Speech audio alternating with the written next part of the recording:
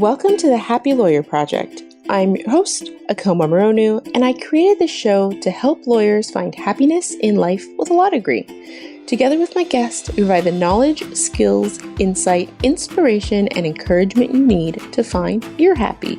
If you follow me on Instagram, which if you don't, you absolutely should, then you know that I am an avid reader. And for the past few years, I have been completely consuming myself with business and personal development books. But I have to admit that I have always stayed away from legal business books because, I don't know, they didn't really resonate with me. And to be honest, I found them to be quite dry. But if you're somebody who's ever considered going solo, then you're going to love today's guest. Lozano is an author and immigration lawyer, the founder of the Association of Mother Immigration Attorneys, a mother herself of 5 little ones, and oh yeah, did I mention she runs a 7-figure solo practice, and she claims to do it on only 20 hours of work a week. I know.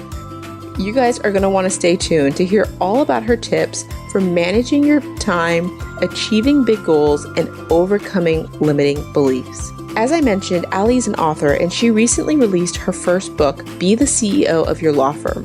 Once you've heard her story, I'm convinced that you're going to want to pick up a copy, but if you aren't, then you can head over to the show notes and you'll find a link for a free chapter of the book. So I hope you guys enjoy.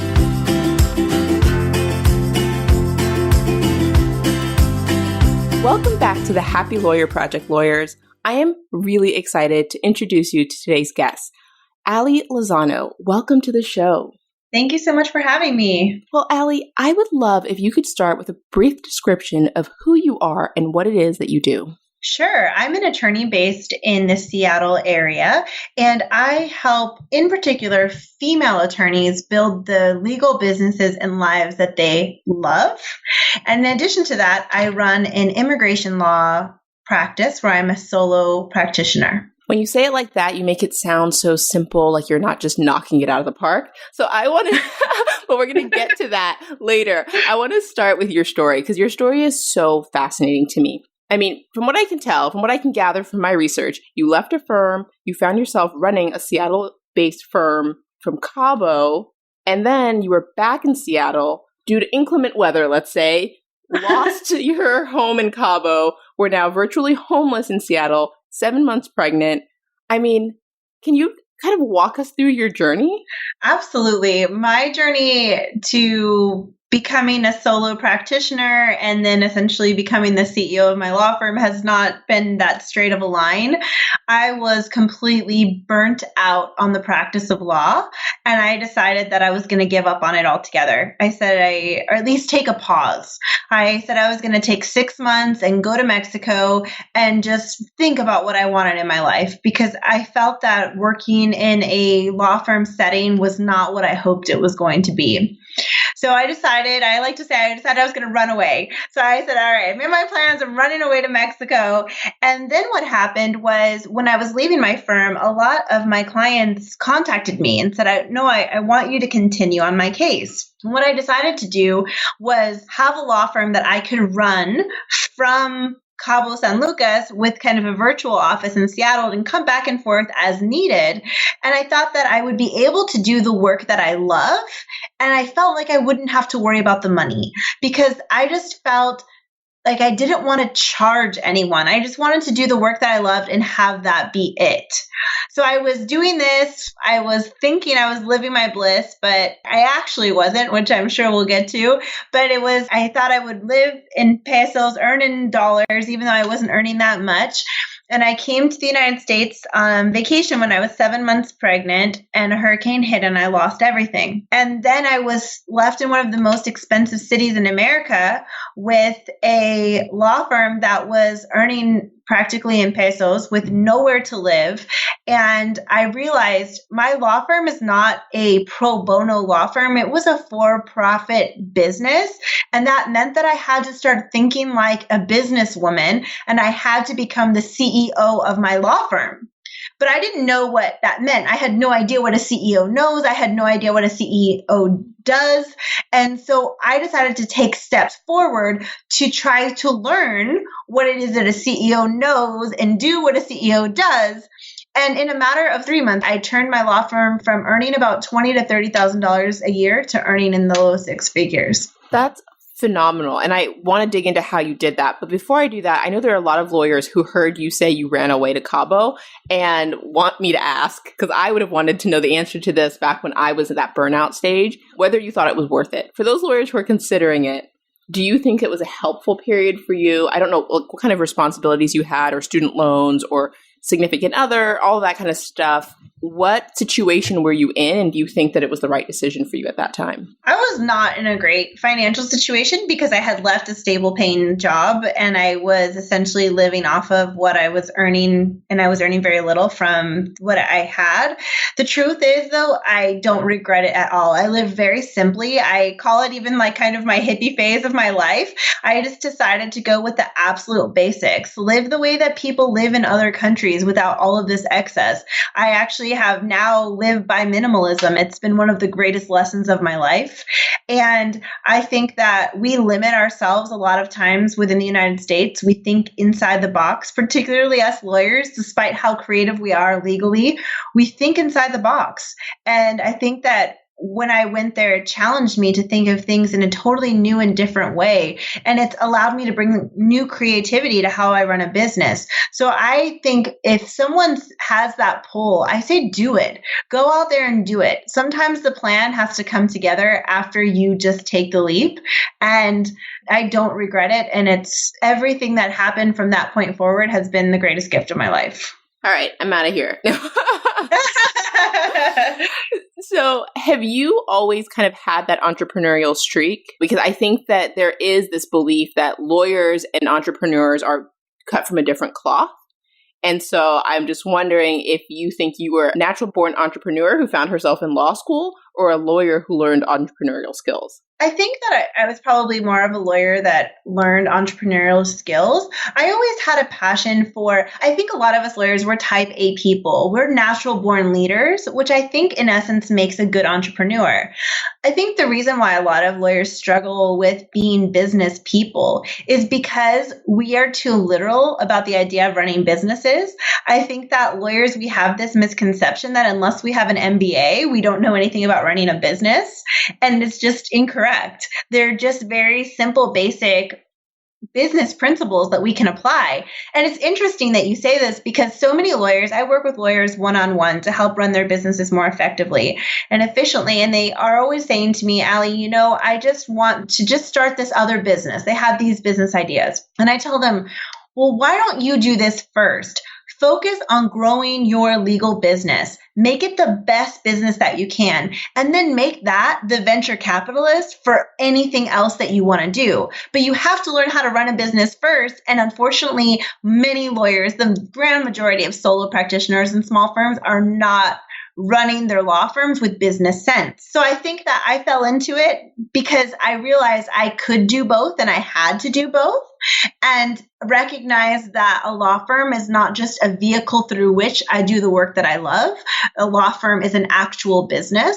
And I think that really, because we're all so high achievers, because we're such intelligent and people in general as attorneys, I think we all have business sense hidden within us that we just have to unlock in some way. I would actually take what you said a step further and say that a lot of lawyers, period, whether they're solo or small law firm practitioners, I think there are a lot of big law firms that are not being run like businesses.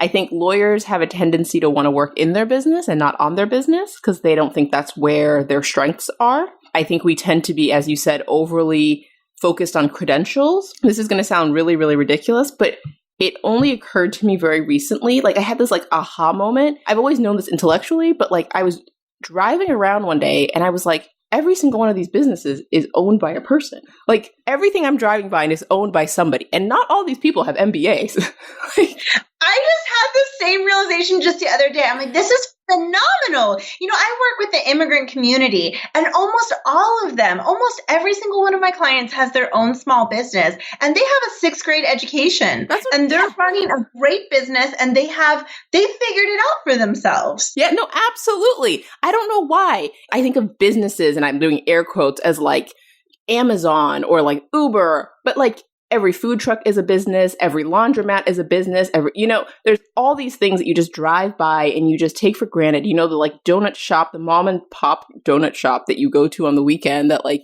just has donuts in like a glass case, and you're like, I think of it now at nail salons. Every time I'm there, I'm like, oh my gosh, this is a woman entrepreneur right here. Isn't that hilarious? I don't know why I like it. And I'm really into real estate. A couple of years ago, I had that aha with real estate. I'm like, everything is owned by somebody. Like, there's a person behind all of these decisions. And I don't know why I never really thought of it as a person. It was this like entity or this thing that was out of reach for me because they were somehow different than me. And I think that this is just our law school teaching, our law school, the way they've cultivated us in a way. I think that we are kind of programmed in a way to think we do law, that's it. We cannot do anything else. And I think that's why some people just find themselves at that desperate turning point where they can't take it anymore. Because they can't just do that. They want to do something else, or they feel like there's something more for them, or whatever it may be. There's just a deeper connection that they want to have with the work that they're doing. And I personally have found that by running a well-run business, it has allowed me to find that passion, fall in love again with my practice. Now I can tell you that I love running a legal business. And that's a huge change. And actually, something to your point too, it's funny, people will say to me, Allie, I really respect you as a businesswoman. I've been following your tips. And every time they say this, I'm taken aback. I'm like, wait a second, what? I'm not a businesswoman. But I am. It's just this way that we just are been programmed to think that we're not. I think that's so interesting. Do you have any thoughts for what law schools or law students, I don't know who should take the initiative, but things people could be doing better to develop entrepreneurial skills? Because at the end of the day, a lot of lawyers end up going into solo practice, and many of them don't have the skills necessary to do it successfully. And I think law schools are really woefully deficient in that training, at least the school I went to. I don't even know if there was a solo practice like club, or maybe there were classes and I just was totally unaware of them. But have you ever given any thought to what could be done? Absolutely. I want to bring my message to law schools. I want to help create curriculum because I don't believe that there is any. And I think that in a way, it would be difficult to get law students to understand how important it is because many of them have their mindset on where they're going next. My law school is a very public interest law focused. And so it becomes then, and I do an area of practice where it's people will always say, oh, you don't make a lot of money, or you shouldn't make a lot of money because you're helping vulnerable people. So I think that it's going to take a shift of a paradigm sometimes in certain schools' cultures to be able to say that we have to run our law firms as businesses. I think it should actually be a required course in every single law school, just the basics, because like you say, I mean, many people, especially in the economy today, if you're not going into big law, some options may be very limited and you may have to start a solo practice without even necessarily wanting to. Or I've heard of women who had their baby, went on maternity leave and came back and got fired. Those things still happen. And so out of necessity, you have a 2-month-old baby and you're trying to figure out how to run a business. It would be great if that woman had a starting point instead of trying to figure out where to go out of nowhere. I think that in general, lawyers should have a better business sense. I'm genuinely shocked by kind of how little kind of financial understanding some of my external counsel has when it comes to reading balance sheets and understanding cash flow and kind of what my like business concerns would be on the commercial side. And I was really lucky to kind of be trained in a finance law environment and to get the opportunity to get really good training and really good mentoring. But I think that even those people who don't ever have to run their own business should understand how businesses run. And obviously they're two totally slightly different it's a matter of scale, but the basics I think would be helpful for everybody. Absolutely. And that's why I wrote this book, Be the CEO of Your Law Firm, Gain Control, Turn a Profit, and Reclaim Your Life. Because it's actually, I came up as I started to study what it would take to be a CEO or what a CEO does, I came up with 6 roles and responsibilities. And I've now come to understand that these are the 6 roles and responsibilities of any business that there is. It's just, the basics of marketing, sales, finances. And these are just client satisfaction. These are just basics that everyone needs to know in any way. And I think that even knowing these basic things, for example, running a business and the way that we should treat our clients and create and cultivate a client experience, I think no matter what, if you run your own law firm or if you work in a big law firm, that is a very important skill no matter what, that I think could be taught better or that we could just be more aware of. Because I think that it's not just law schools could help. Law students having a little bit more interest in going solo, that maybe would make a difference, but also bar associations that incorporate resources to help solos out there run businesses and also help all lawyers enhance their client experience. Oh my gosh. Amen. Now that I'm a client, sometimes I'm shocked by the service I get for the amount of money I'm paying. And I will literally have my external counsel arguing with me about the decision I'm making. And I'm like, you are literally yelling at me right now. I am paying a lot of money for you to yell at me. It is so fascinating. What I teach through alilozano.com and all of the things that I work on, I teach people, lawyers, we get very caught up in the doing of the law. Mm-hmm. We find legal theories very fascinating. And oftentimes we want to tell our clients legal theories. And I always say to people, nobody finds a legal theory fascinating except for a lawyer. And not just that, it has to be a lawyer in your own practice area. So my challenge to lawyers is to think about sitting on the other side of the table. Think about being that person there who's receiving that information. What do they need to know from you? How do they want to be treated? How often do they want to be communicated with? So many lawyers I see in the Facebook groups and things, they're always complaining about clients like, oh, my client sent me an email on a Saturday night at 10 p.m. What are they thinking? But I send emails at 10 p.m. on a Saturday night just because I'm sitting at home and it's on my mind and I think about it. It doesn't mean I expect a quick response. So I think we have to think about being them sometimes, and it gives us a completely different experience, because I had this aha moment myself. It was about 2 years ago when I decided that I wanted to elevate the client experience in my law firm. And I said, I want to look from the outside in. And truthfully, the reason why I came up with this is my husband is my business manager, and he came in and said, he gave me a lot of perspective on what it was to be on the other side as the client. And it was revolutionary for me. So now what I tell people to do is to take an entire interaction with your law firm.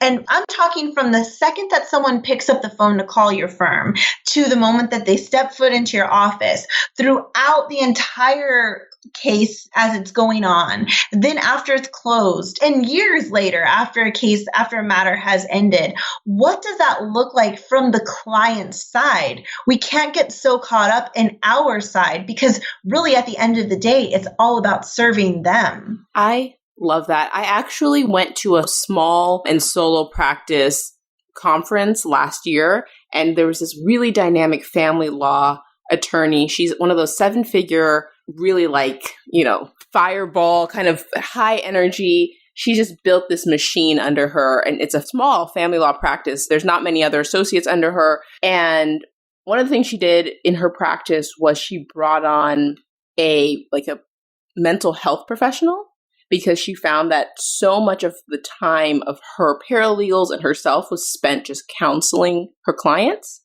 And so to your point, that's her thinking outside of the box and thinking about what her clients need. And she just brought that into her firm. And that's like a person that can help let everybody else do the work they're supposed to be doing, instead of having their time being sucked up doing client work that isn't, necessarily the work that they think of as quote unquote legal work or client service? I absolutely love that idea. And what we decided to do is I myself run a 7-figure law firm. And the reason why I believe that we have a 7-figure law firm, well, there's a lot of reasons I think, but one is that we truly value what we do in terms of we put a price on it, that our fees may be higher than other people in my practice area, in my local area. However, we are going to give the clients above and beyond treatment and an experience. Because our clients, for example, their culture is that if you don't hear from your lawyer, that means they're not working on your case. So we've created as a firm value over communication with our law firm and within our law firm. And so we over communicate with our clients. We try to contact our clients every week, definitely every month, but sometimes even weekly, we are communicating with them. Some people need that hand holding. And I think what happens is a lot of lawyers are burning out, they're under earning. And it's because, for example, if your prices are too low and you have too many clients, you can't give them the hand holding that they want and that they need. And then what happens is that the client is unhappy, you're unhappy and burnt out. But we can flip that equation around by raising prices and building in it an excellent customer experience. And that will change everything in the entire firm. And what do you say to people who say that my clients can't afford that? This is one of the things that I hear all of the time. A matter of fact, people say that immigration is the lowest earning practice area and that there's no money to be made. But I think that what we have is fear. We have more fear than anything that our clients can't afford it. I always say that we make assumptions. We're assuming what a client can and can't do before we've even given them a price. But I've actually come up with a method. I call it value-based sales.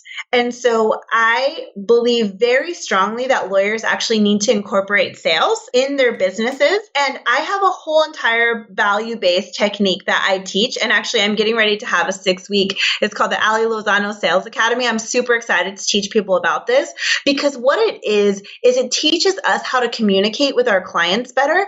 I think people are afraid that clients won't pay. And what sales teaches us is that money is almost never the issue when a client decides not to hire.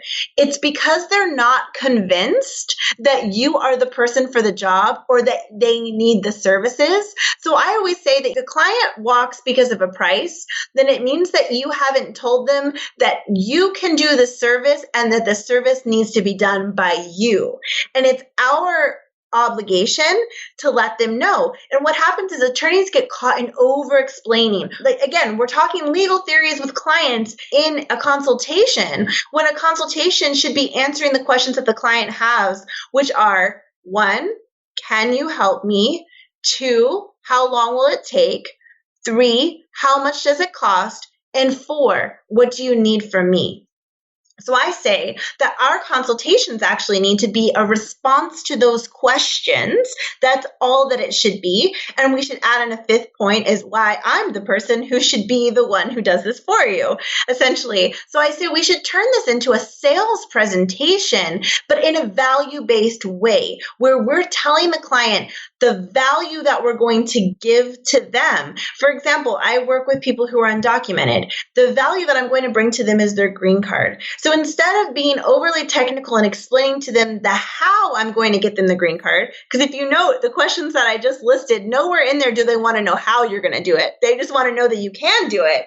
So I like to tell them what we're going to do is we're going to apply for your green card. We're going to hopefully get you your lawful permanent residence here. I want you to become a legal resident. So this is the name of the process. It's going to take about 16 months to get that. This is the cost of that. And then here's a list of documents for you that I'm going to need in order to get started.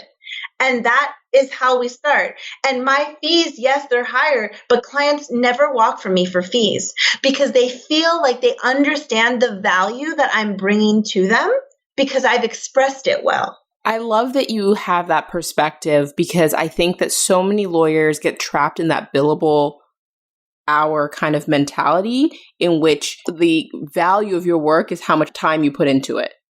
And so things that may be high value to a client but not take a lot of time wouldn't ever get you to kind of that 7-figure number because you just have to have a huge volume of clients. And I think sometimes we undersell the value of the product that we are, or the service that we are providing to our clients by thinking about it as the input instead of the output. That is exactly what I tell people. I say the reason why value-based quoting, I call it value-based quoting, the reason why this is difficult for lawyers is because we fail to value what we're doing ourselves. So when I challenge lawyers and I work with lawyers on their sales presentations and how to put things in a very easy to understand way, in a very value-based way, it challenges them to see it differently as well. Because I use the example within my area of practice, doing a work permit very easy. So lawyers will say, oh, I'm only going to charge $100 for that. Well, I think you've undersold the value. You're giving your client stability, ability to achieve something in his or her career, provide for their family, have a great living. All of that has value. And I think you really hit the nail on the head when we talk about billable hours. I am the biggest proponent of flat fees because I just don't think that billable hours, exchanging time for money, does not make sense. We have to look at it from a value-based perspective.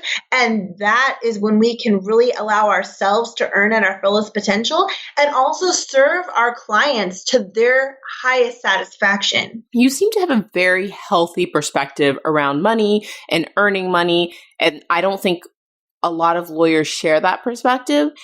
And I know throughout your book, which I really, really enjoyed, and I read a lot of books, both for this podcast and outside of this podcast, but I thought that the tone of the book was just so easy to understand and so approachable, and the exercises were really applicable. And I love that it's, part book, part workbook, and it's all in one place. Because I think sometimes when books come with all the supplements, I have to admit, and I know you have supplements as well, but there's a lot of the work can be done right in the actual book, which I think is so helpful because sometimes usually I will fail to, print all the PDFs out and make sure that I'm actually doing all the exercises. So I love that. And in the book, you talk a lot about the importance of investing in your business, whether it's investing in branding and marketing, but also investing in hiring and so you can delegate and really streamline your processes. How did you come to that mindset? I mean, when you started out and you were cash, poor, why did you think there was value in putting money back in the business right away? The truth is that I wouldn't even say that I recognized the value right away. I just knew something had to give because I was burning out. I couldn't keep going at that pace. I could not keep up. I was drowning. I was drowning in the work. I was drowning in this false belief that many attorneys have that we have to do it all ourselves, or there's not enough money to pay people, or there aren't enough good people out there. These are just myths that we believe or lies that we tell ourselves, and they keep us stuck. And so what happened was I was going to implode. And so I said, okay, something has to give. I have to start making changes, and I can't do it all by myself.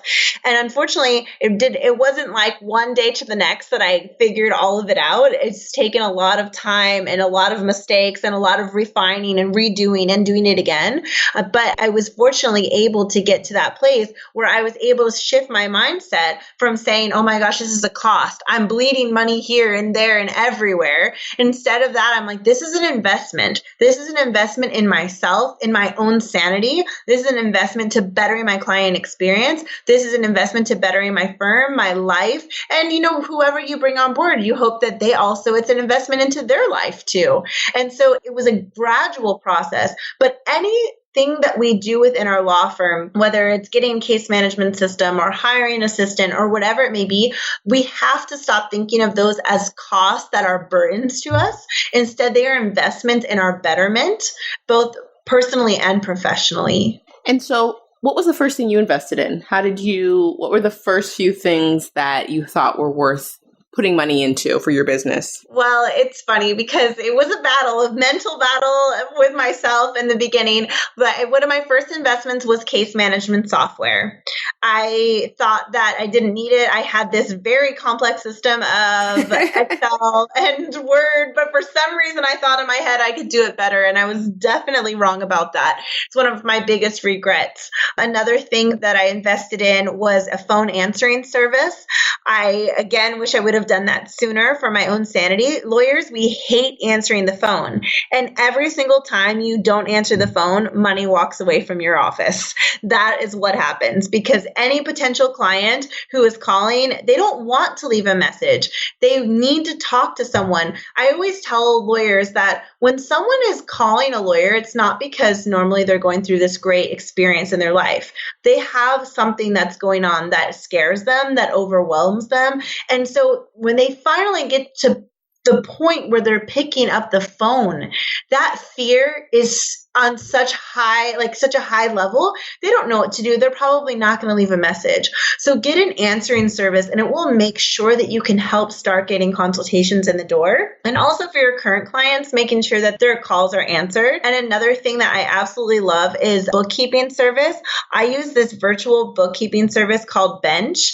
And actually, if anybody says they hear about them from me, they get 20% off their first 6 months. I have partnered with them because I'm so passionate about bringing this to lawyers.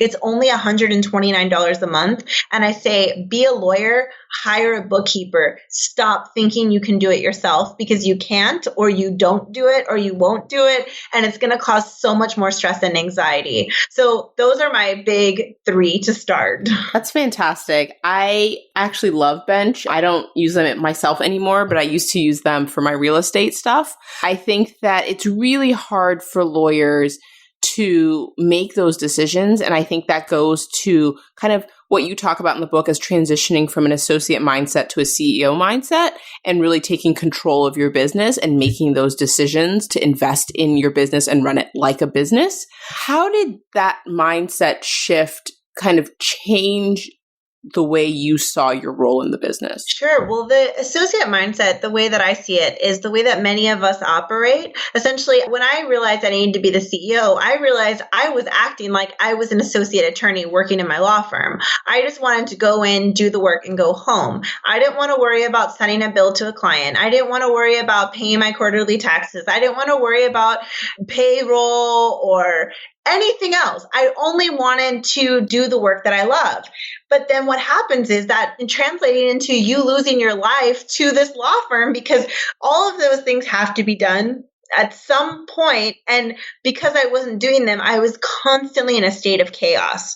And so I said, okay, if I'm going to be the CEO of my law firm, that means I have to do these things, or I have to find someone else to do these things, but they have to get done. And I'm going to make this a priority to me. And I had the understanding that it is as important to bill your clients as it is to do the work for your clients. It's as important to run payroll, hire, fire, do all of the things that most lawyers don't like doing. We have this idea that the legal work is more important than anything else that we could possibly do in the firm. And if you run your own law firm or small practice, or really any business, nothing is more important. Like, they're all equally important. The legal side is as important as the business side to your law firm. And to your earlier point, I think that that's kind of also where billable hours get lawyers kind of in a tizzy, because they think of the work as the thing that brings in the money, and everything else it just takes away from bringing in the money. Yes, they think that 100%. But the problem is, I say, you're losing money if you're not organized with your money. It's actually the opposite is true. It's not true that if you are not focusing on your business, you won't make more money. And then the thing is, with time, if you have people to help you, you can't do it all by yourself, as I keep saying. And another place I think that a lot of all of the legal conferences and everything goes wrong when they're teaching solos how to run a business is, I think the most important hire that you have in your firm, if you have more than 50 cases, you need a business manager in your firm. You have to have one. And no one talks about this. Having a business manager has changed my practice, because I don't run the payroll. I don't send the bills. I don't hire. I don't fire. I don't have to do all of those things, but those things have to get done. And so I've been able to, by having a business manager, I've been able to get down to doing what I love to do. I love to do consultations. I love to meet with clients, but I don't have to do all of the other business side things. I'm involved in all of it in some way or another, but at the same time, it's not my sole responsibility. And how big is your firm now? How many people do you employ? 6 people, and I'm the only lawyer, although those 6 do not include my contract attorneys that I have. So I work with a lot of contract attorneys. I believe that since we're talking about the Happy Lawyer Project, the way to be a happy lawyer is to have a law firm that fits inside the life that you want, instead of having your entire life be your law firm. Because there's no such thing as this work-life balance is a silly term, because work is an important part of life. But the truth is work should fit in the life that you want and that you desire. So by automating and streamlining my law firm, I've been able to create this beautiful life where I don't have to spend that much time in the office. I work about 20 hours a week. I only really do consultations, and I review the work that other people have done on my behalf before we submit it. So I have been able to really cultivate that as being a solo practitioner. That's a really good transition to your lifestyle. And I think this is something that so many people out there are trying to master, is how to get that lifestyle that seems sustainable while doing the work that they enjoy and love. And you've talked a little bit about how you only work 20 hours a week and that you've built your firm around the life that you want to live. How else have you adjusted your schedule or maybe built your business to reflect those values or priorities? Like, what does an average week or day look like for you? Well, I have 5 kids, and so there's all different, being able to be involved in different things in their lives is something that's very important to me. And I'm very fortunate that I run my business with my husband, so that makes it even better. But when my son was littler, for example, I would not go to work until noon, because I would spend the mornings with him, because that's how I wanted to structure my day. And so that is very important to me, being able to go to all of the kids' events, musicals, soccer, whatever it may be. I love to do those things. My husband and I like to travel ourselves. So we're out of the office, probably traveling about 1 week a month. We've been able to have investment properties in Mexico, and we go there a lot. So we really have decided to have lifestyle by design and have a law firm that supports that. That's amazing. And I think that there are a lot of people out there who are wondering how you do it all. You know, I think it's often true that once you kind of figure out how to push yourself and to be kind of disciplined, it's why successful people continue to have success, is because they're good at just sticking to plans and seeing things to fruition. But for you, is there any single habit or practice that helps drive your success? Because you have 5 kids, you're traveling, you're running this firm, you're now taking on, coaching and training other lawyers to build their own firms. That's a lot on your plate. How do you keep it all organized? Well, I do have to give a huge shout out to my husband, because I say that he's my business manager and he's my life manager. I have a lot of ideas and he helps me keep it all together. So it is a large part in having a really great partner. But in addition to that, I would say that streamlining and automation is the key. So I decided that I wanted to have a very streamlined law firm. I decided that I wanted my firm to be like Starbucks. And I give the example that if you go to Starbucks in Europe, if you go to Starbucks in Asia, anywhere you go, you're going to have the same exact experience, no matter the country, no matter the place. And I wanted my law firm to be that way. And it took a heck of a lot of work to make it that way. But what we have done is we have made an experience that every single client who comes to our office is going to have the same type of experience. So what that means is, for example, we do things a lot differently in my firm. In my consultation, I give them a sheet of all of the documents that they're going to need in order to sign up and get started. So that means when they come in to sign up with me, they have all of their documents, and we actually start working on their case that day. So we have a 2-hour appointment, sometimes 4 hours, depending on the case type. And then they come back 1 week later and we submit. And the way that I'm able to do that is because we do a very non-traditional way of getting work done in my office. The traditional legal model is having one paralegal do a case from beginning to end. I find that way to be inefficient. I believe in efficiency. And actually, to truly answer your question, efficiency is the only way to be able to do all of this, but we have to create systems to make things efficient.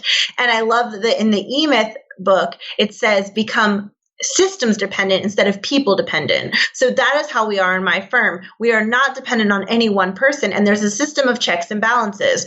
So for example, I have a virtual assistant and then I have an in-office legal assistant. So I do the case setup, I meet with the client, I gather all of the information for questionnaires and declaration. I pass it on to my virtual assistant, who then drafts the declaration, drafts the legal arguments, and drafts up the forms. Then my in-office legal assistant assembles the whole entire packet, puts it all together. Then they get it to me to review. I go through, I review it, and then I'll kick it back to usually my in-office legal assistant for any changes. My in-office legal assistant meets with the client to do a final review. They sign it, we submit it, and that's how it goes. So for example, if my virtual assistant weren't getting her work done on time, my in-office legal assistant is going to put the pressure on her to finish it because everyone has one piece. No one has the whole thing. And that has been extremely efficient in order to get cases out the door. It's like the Henry Ford of legal practice. It really is.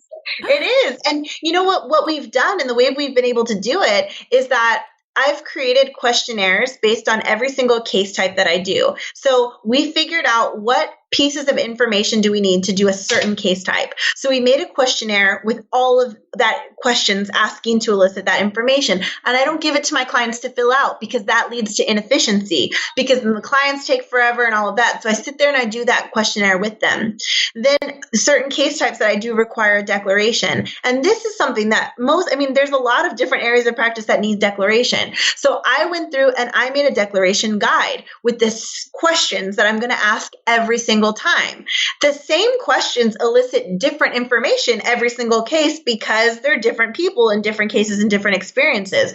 But it's something that always keeps me on track to make sure that nothing is missed in what I need to get done.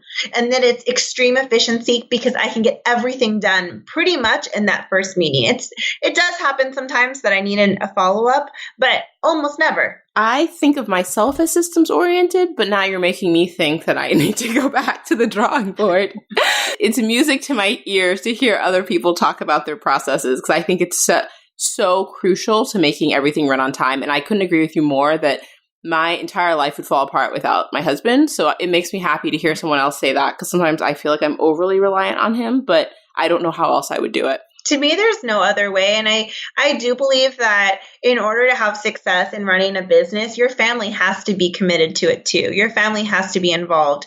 And of course, we have kids from the ages 3 to 13, so they all have different varying ways to understand things. But we try to help them understand what it is that we do, who we serve. We'll have them in the office. We've had our 10-year-old go greet people to bring them in and things like that. So, that they all feel part of it. I feel strongly about our entire family feeling invested in what we do because I think that it helps everyone. I think that nowadays in America, it's we have this idea that moms have to live for their kids every moment.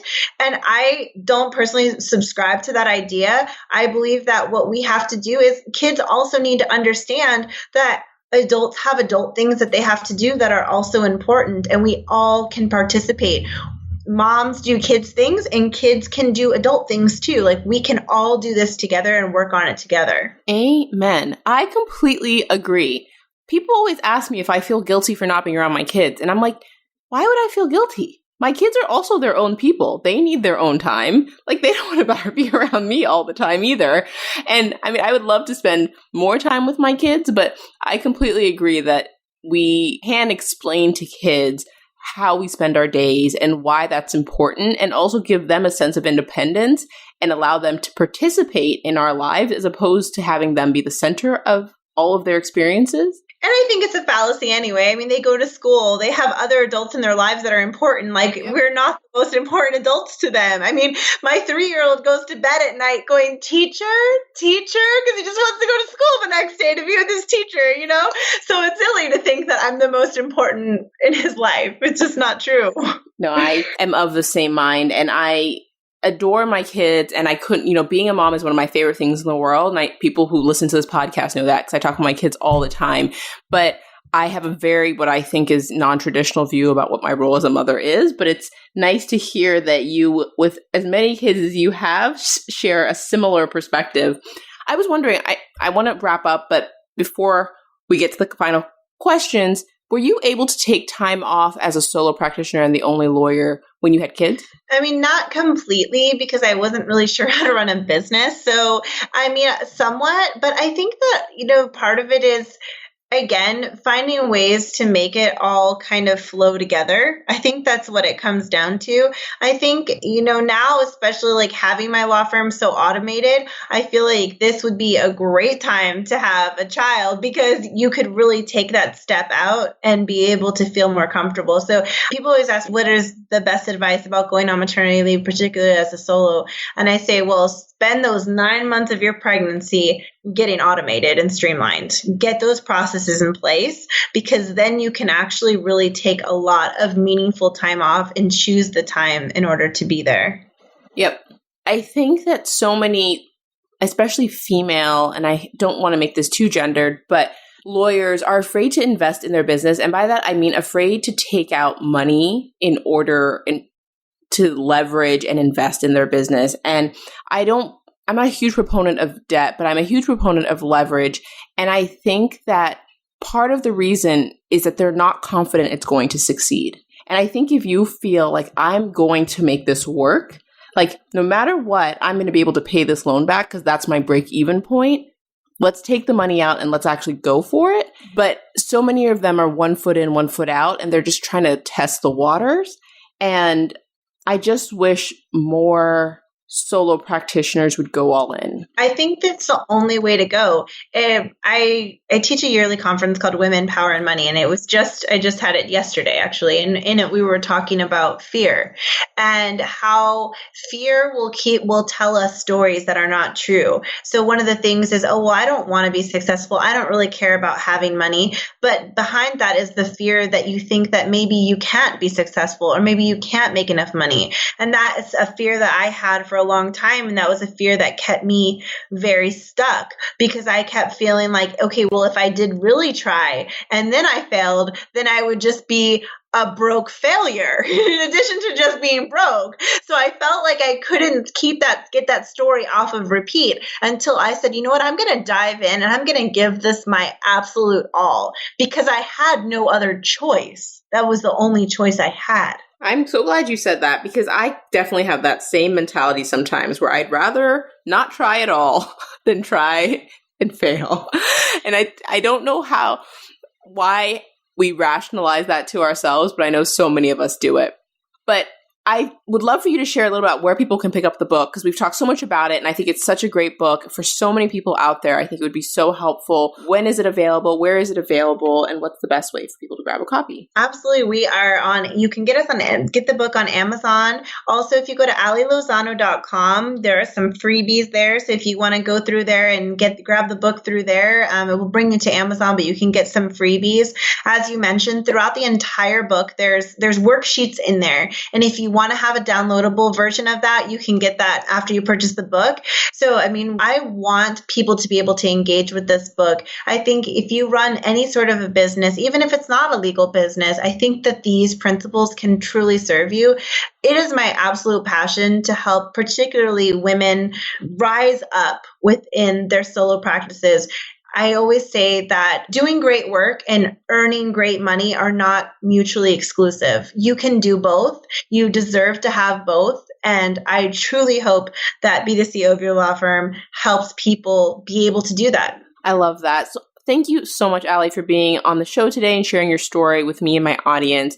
The last question I have for you, which I ask everybody who comes on the show, is what do you think separates happy lawyers from lawyers who struggle to find happiness in life with a law degree? I think a happy lawyer is a lawyer who runs a legal practice, a legal business in a way that fits inside of her life, instead of trying to find a way to build a life around this career as being a lawyer. As lawyers, we get very self-definitional about what it is to be a lawyer, or that we're lawyers.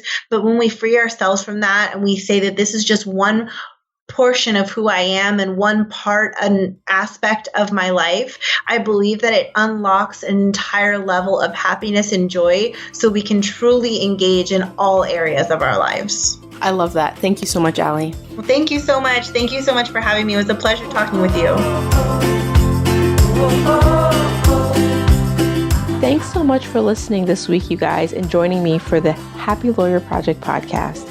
If you enjoyed the show, please feel free to share it with your friends, and I'd love for you to head over to iTunes and leave a rating and review.